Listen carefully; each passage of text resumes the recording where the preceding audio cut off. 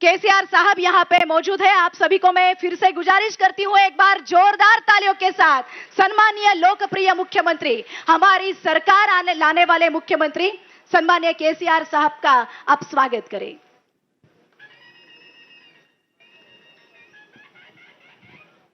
सर्वप्रथम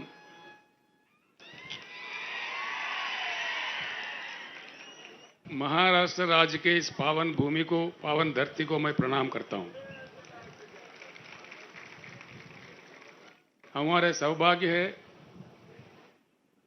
मेरे साथ आए हुए मंत्रिमंडल, आमदार खासदार तेलंगाना राज्य के बालके जी ने हमारा बहुत ही अच्छे अंदाज में स्वागत किया और बहुत ही ब्रह्मांड नायक विठोबा जी के चरण में माथा टेकने का हमें जो दर्शन दिलवाए, उस चीज के लिए मैं उनके आभारी हूं। मैं धन्यवाद भी उनको देता हूं। महाराष्ट्र राज्य के बीआरएस किसान विभाग के अध्यक्ष श्री मानिकराव कदम जी, हमारे सीनियर नेता श्री शंकरन्ना दोंडगे जी, आपके लोकप्रिय नेता, आपके दिल जीतने वाला नौजवान ताकतवर नेता भगीरथ बालके जी, आवाज कम आई है।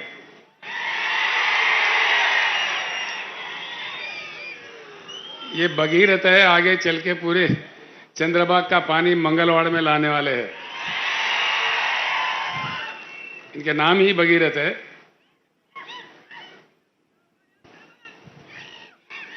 मंच पर उपस्थित नेतागण, सभा में उपस्थित भाइयों बहनों और माओं, मैं आप सभी को प्रणाम करता हूं। इन दिनों मैं एक प्रार्थना सबसे पहले आपसे करूंगा। मेरे जो भी शब्द है आपके सामने, आप सुन के यहीं मत भूल जाइए। अपने गांव जाके जरूर अपने मित्रों और अपने फैमिली में चर्चा कीजिए, अपने गांव में चर्चा कीजिए, इतना मेरा प्रार्थना है।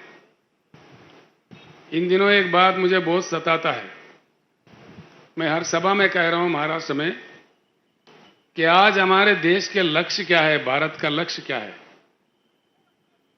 देश का कोई लक्ष्य है या बिना लक्ष्य के हम गुमराह हो गए, हम भटक रहे अंधेरे के रास्तों में। क्या हो रहा है इस देश में? एक बार प्रति भारतीय को इस बारे में सोचने की बहुत सख्त समय आ चुका है। ये वक्त है उस समय का। आजादी का जंग एक वक्त था, जिन कुर्बानियों के फल हमको मिला, लेकिन आज एक और आजादी की जंग लड़ना चाहिए। उस प्रकार का ही एक नया उमंग से, एक नया सवेरे का दिशा में पूरे भारत को चलना चाहिए क्रांति के मार्ग पर। इसलिए कि आजाद हुए हम भारत 75 साल गुजर गए। 75 साल कोई कम समय नहीं होता है। दुनिया भर में कई देश है जो हमारे सामने ही कहां से कहां पहुंच गए, जैसा कि साउथ कोरिया है, जापान है, सिंगापुर है, मलेशिया है। हमारे से जियोग्राफिकली कनेक्टेड है, हिमालय के उस पार में चीन है। आज चीन का, एक समय में चीन हमसे गरीब थे 1982 तक।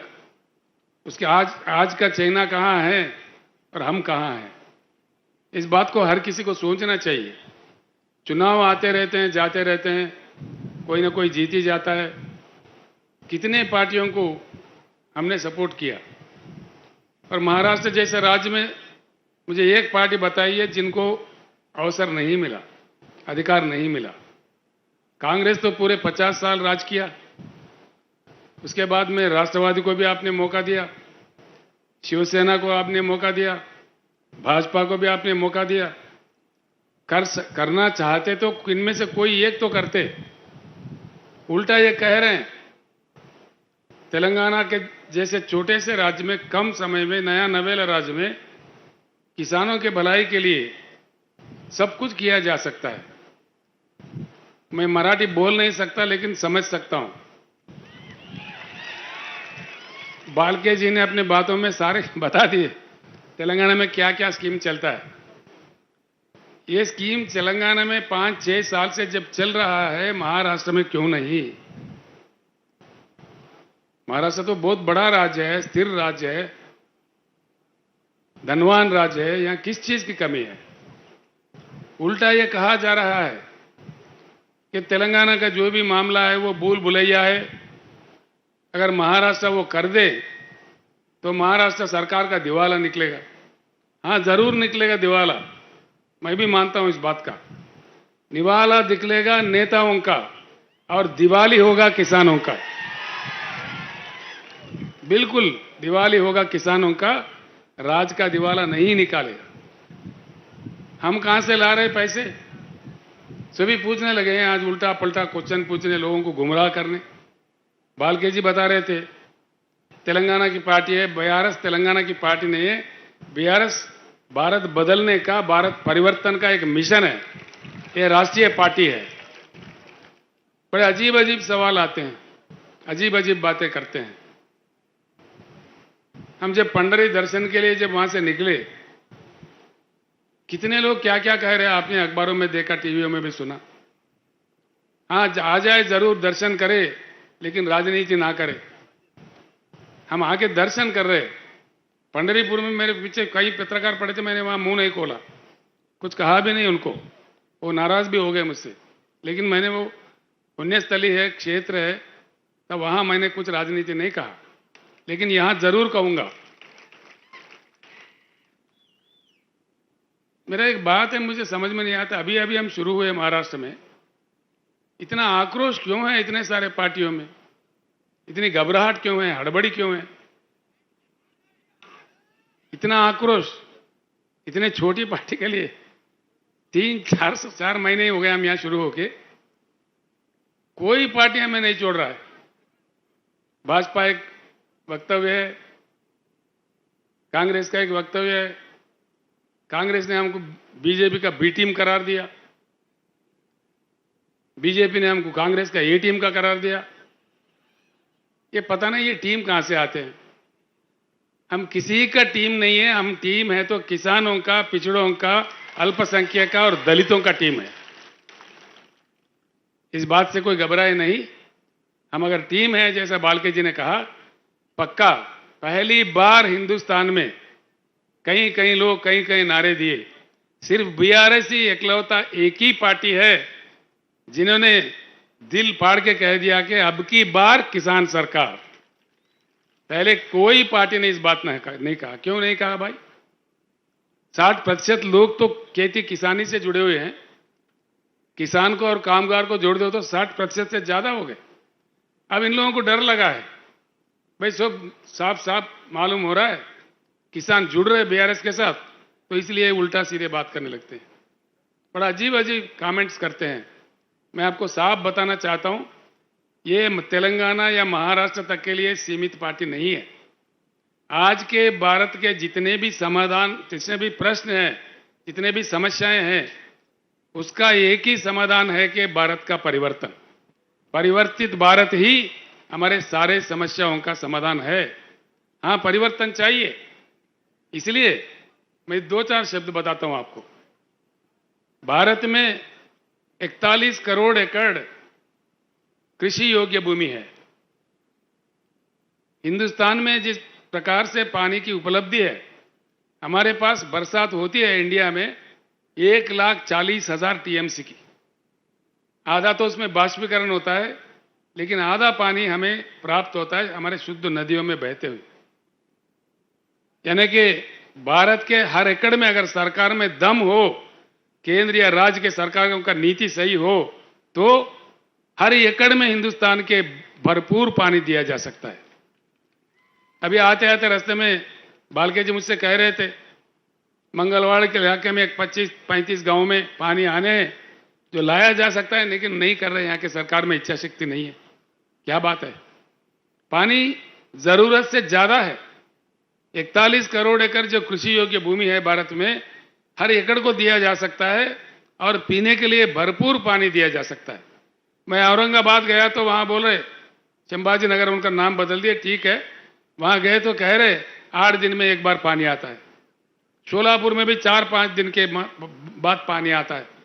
अकोला वाले मेरे दोस्त थे प्रकाश पोहरे, वो कह रहे थे अकोला में 10 दिन में एक बार पानी आता है। आजकल मुंबई और पुणे में पानी की सप्लाई में कटौती आ रही है। क्या बात है? पानी नहीं है देश में? ये क्या हो रहा है? इसीलिए मैं कहता हूं, साफ कहता हूं, भारत के जल नीति, जो राष्ट्रीय जल नीति है, उसको पूरा का पूरा उठा के बंगाल के खाड़ी में फेंक देना चाहिए और नया पॉलिसी बनना चाहिए। यही भारत का परिवर्तन है। पक्का चाहिए ये बात। देश में हमारे पास नहीं है पानी तो अलग बात है, पानी की उपलब्ध है, पानी को रखते हुए हम उससे क्यों वंचित है और क्यों वंचित हो जाए? अब तक नेताओं ने गुमराह कर दिया, जिनको जो कहना कह दिया। ना पीने का पानी आता है, ना सिंचन के लिए पानी आता है। दूसरी चीज है बिजली। बिजली की क्या कमी है? बिजली बनाने के लिए 3-4 किस्म का बिजली होता है, लेकिन कई चीजों को लेके विवाद भी है। जैसे एटॉमिक पावर है, चेरनोबिल में रूस में जो विस्फोटन हुआ था, उसको लेकर दुनिया भर में कुछ विवाद खड़ा हुआ है, उसको बाजू कर देते हैं। सोलार पावर है, दिन में आता है, रात में नहीं आता है। दिन में भी वो भी अबर आ जाए तो तभी नहीं आता है। विंड पावर है, जो हवा से आने वाली पावर, हवा चली तो आई, नहीं तो नहीं आई। हाइड्रो इलेक्ट्रिकल पावर है, वो सिर्फ बारिश में जब नदियां बहने लगते हैं, प्रोजेक्ट भर जाते हैं, तभी कुछ मात्रा में मिलता है। लेकिन एक ही पावर है जो थर्मल पावर है, जिसको लेकर कोई विवाद नहीं है, और थर्मल पावर चलता है हमारे देश में, पूरी दुनिया में। थर्मल पावर बनाने के लिए जो कोयला चाहिए, वो कोयला हमारे देश में अब तक पाया गया रिजर्व्स, कोयला रिजर्व्स हिंदुस्तान में 361 बिलियन टन का कोयला का उपलब्धि है। मैं यही बात आपसे विनम्र पूर्वक प्रार्थना करता हूं, मेरे बात को जरूर चर्चा में ले आए गांव में, कि जरूरत से ज्यादा पानी है। केसीआर ने कहा यह सच है कि झूठ है, चर्चा कीजिए, उसका निकालिए, पढ़े लिखे लोगों को पूछिए, इरिगेशन अधिकारियों से पूछिए। भारत में बिजली, आप चौंक पड़ोगे, आप चौंक जाओगे। जो आपके केंद्र सरकार, पीछे का केंद्र सरकार, राज्यों के सरकार जो गुमराह कर रहे हैं, जो निजीकरण कर रहे हैं, वो सरासर गलत है। इसलिए मेरा प्रपोजल है, भारत परिवर्तन का यह भी एक हिस्सा है, पूरे राष्ट्रीय ऊर्जा पॉलिसी को भी बदल देना चाहिए। इसलिए कि हमारे पास जिस प्रकार का कोयला उपलब्ध है, हाइड्रो इलेक्ट्रिकल बिजली, सोलार का बिजली और थर्मल बिजली जो कोयला से बनता है, तीनों को संतुलित करके अगर देश के लिए दिया जाए, पूरे भारत के छोटे छोटे गांवों से लेकर बड़े बड़े शहरों तक, छोटे छोटे उद्योग से लेकर बड़े उद्योगों तक, और पूरे जगह